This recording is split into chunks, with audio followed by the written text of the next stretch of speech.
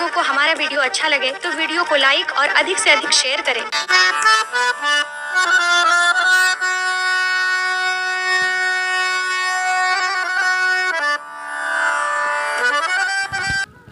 सम्मानित किसान भाई नमस्कार। खरपतवार नियंत्रण के लिए कृषि रसायनों के व्यापक उपयोग के परिणाम स्वरूप पर्यावरण और स्वास्थ्य संबंधी समस्याएं दिनों दिन बढ़ती जा रही हैं।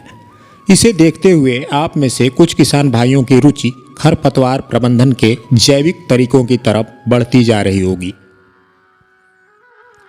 खेती की शुरुआत से ही आप सभी किसान भाई अपने खेतों में खरपतवारों की उपस्थिति की समस्या से जूझते रहे होंगे। सही सुना आपने, खरपतवारों को एक महत्वपूर्ण समस्या ही माना जा सकता है, क्योंकि वे कीटों और रोगों के लिए मेजबान पौधों के रूप में काम करते हुए पानी, धूप और पोषक तत्वों के लिए प्रतिस्पर्धा बढ़ाकर फसल की पैदावार को कम कर देते हैं। इन समस्याओं को हम जैविक तरीकों से कैसे कम कर सकते हैं या फिर कैसे निजात पा सकते हैं, आज के चौपाल संध्या के इस अंक में हम इन्हीं बिंदुओं पर जानकारी इकट्ठा करने जा रहे हैं। किसान भाइयों, आप में से बहुत लोगों ने जड़ी बूटियों के आविष्कार के बाद से अपने खेतों में खरपतवारों को मिटाने के लिए इन्हें रसायनों के रूप में उपयोग करते हुए जैविक खेती में खरपतवार प्रबंधन किया ही होगा। उपयोग करने के बाद आपने देखा होगा कि इन शाकनाशी के उपयोग से न केवल फसल की पैदावार में वृद्धि होती है, बल्कि खरपतवारों को हटाने के लिए आवश्यक श्रम में भी कमी आ जाती है। तो शाकनाशी के रूप में इन जड़ी बूटियों का उपयोग करते हुए आपने यह भी पाया होगा कि कुछ मामलों में ये जड़ी बूटियों का उपयोग, इनसे कुछ खरपतवारों की प्रजातियां खेतों पर हावी भी हो सकती हैं, क्योंकि खरपतवार भी जड़ी बूटियों के लिए प्रतिरोध विकसित करते हैं। इसके अलावा कुछ शाकनाशी उन खरपतवारों को नष्ट करने में सक्षम हैं जो फसलों के लिए हानिकारक हैं, यानी एक मिला जुला परिणाम देखने को मिला होगा। इसके आधार पर हम कह सकते हैं कि जैविक खेती में खरपतवार प्रबंधन के लिए यह समझना बहुत ही महत्वपूर्ण है कि खरपतवार नियंत्रण की एक जैविक प्रणाली के तहत खरपतवारों को कभी भी समाप्त नहीं किया जाएगा, बल्कि इनको नियंत्रित किया जा सकता है। खेती में यह भी सार्वभौमिक सच है कि उपज हानि को रोकने के लिए फसलों को खरपतवार मुक्त रखा जाना चाहिए। यदि महत्वपूर्ण अवधि के दौरान खरपतवारों को नियंत्रित किया गया है तो बाद में निकलने वाले खरपतवार उपज को प्रभावित ही नहीं करेंगे और फसल से समुचित उत्पादन हम प्राप्त कर लेंगे। तो आइए अब खरपतवार नियंत्रण के कुछ प्रमुख बिंदुओं पर हम जानकारी हासिल करते हैं।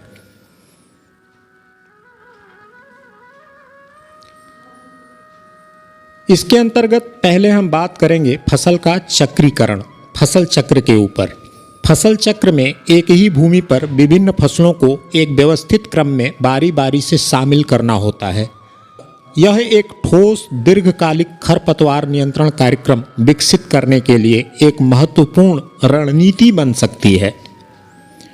जैसा कि आप सभी जानते ही होंगे कि खरपतवार समान विकास आवश्यकताओं की फसलों के साथ ही साथ पनपते हैं, क्योंकि उनकी अपनी और फसल में योगदान करने के लिए हम जो कुछ भी सांस्कृतिक प्रथाएं जैसे सिंचाई, उर्वरक, कीटनाशकों का प्रयोग फसलों को वृद्धि एवं विकास के लिए करते हैं, वो सभी खरपतवारों की वृद्धि और विकास को भी लाभ पहुंचा रहे होते हैं। खेती में मोनोकल्चर यानी एक ही फसल को एक ही खेत में साल दर साल उगाना, इसके परिणाम स्वरूप खरपतवार प्रजातियों का निर्माण अवश्य ही होता है जो फसल की बढ़ती परिस्थितियों के अनुकूल होती हैं। इनसे निजात पाने के लिए हमारे सभी किसान भाई जब विविध फसलों का उपयोग एक रोटेशन में करते हैं तो प्रत्येक फसल के लिए जुताई, रोपण तिथियां, फसल की अवधि, फसल प्रतियोगिता, सांस्कृतिक प्रथाओं में भिन्नता से खरपतवार और विकास चक्र बाधित हो जाता है, यानी संभावित खरपतवार को नियंत्रित करने में सक्षम हो सकते हैं। सुरक्षा फसलें आती हैं जिन्हें हम फसल कहते हैं। इनमें तेजी से विकास और फसल घनी जमीन रखने से खरपतवारों का दमन किया जा सकता है। इसके लिए अतिरिक्त फसलों को रोटेशन के भीतर कम अवधि की स्मूथ फसलों के साथ लगाया जाना है। कवर फसल का चयन करते समय हमेशा इस बात पर ध्यान दिया जाना चाहिए कि कवर फसल अगली फसल को कैसे प्रभावित करेगी। इसके अलावा कवर फसल के अवशेषों को विघटित करने से एलीलो रसायन निकलते हैं जो खरपतवार के बीजों को अंकुरण और विकास को रोकते हैं। तीसरे नंबर पर हम बात करेंगे अंतरफसलें की। अंतरफसलें खरपतवारों को दबाने में सक्षम होती हैं। इंटरक्रॉपिंग में मुख्य फसल की पंक्तियों के बीच एक स्मूदी फसल उगाना शामिल है। हालांकि खरपतवार नियंत्रण के लिए एक रणनीति के रूप में अंतरफसल का उपयोग सावधानी से किया जाना चाहिए। यदि फसलों में पानी या पोषक तत्वों के लिए प्रतिस्पर्धा होती है तो मेन फसल के ऊपर प्रभाव पड़ सकता है। इसके साथ साथ फील्ड स्काउटिंग की बात करें, इसमें खेत से खरपतवार और फसल डेटा का व्यवस्थित संग्रह जैसे खरपतवार वितरण, विकास चरण, जनसंख्या, फसल चरण, इन सबको शामिल करते हुए फसल हानि को कम करने या उससे बचने के लिए तत्काल खरपतवार प्रबंधन निर्णय लेने के लिए इस जानकारी का उपयोग किया जाता है। अब हम बात करेंगे पलवार और मल्चिंग के लिए। मिट्टी की सतह को मल्चिंग या ढकने से बीज के अंकुरण को रोकने वाले प्रकाश संचरण को अवरुद्ध करके खरपतवारों के बीजों को अंकुरित होने से रोका जा सकता है। फिलहाल मल्चिंग के कई प्रकार हैं, जिसमें से हम कुछ प्रमुख मल्च के बारे में अभी आगे जानेंगे। पहले नंबर पर हम बात करेंगे जीवित मल्च। जीवित गीली घास आमतौर पर एक पैट प्रजाति है जो घनी और जमीन पर कम होती है, जैसे कि तिपतिया घास। जीवित मल्च फसल लगाने से पहले या बाद में लगाया जा सकता है। जीवित गीली घास का प्रबंधन करते समय इस बात का महत्वपूर्ण ध्यान रखते हैं कि यह वास्तविक फसल के साथ प्रतिस्पर्धा न करने पाए। दूसरे नंबर पे हम बात करेंगे ऑर्गेनिक मल्च की। इसमें पुआल, छाल और खाद्य सामग्री जैसी प्रभावी खरपतवार नियंत्रक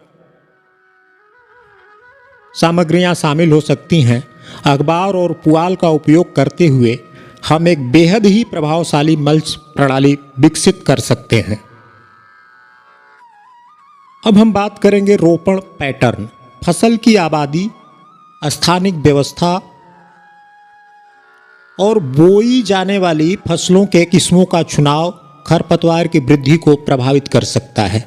अध्ययनों से पता चला है कि संकीर्ण पंक्ति की चौड़ाई और उच्च बोने का घनत्व फसल के छत्र के नीचे स्थित खरपतवारों के लिए उपलब्ध प्रकाश की मात्रा को कम करता है, जिससे खरपतवार नियंत्रित हो सकते हैं।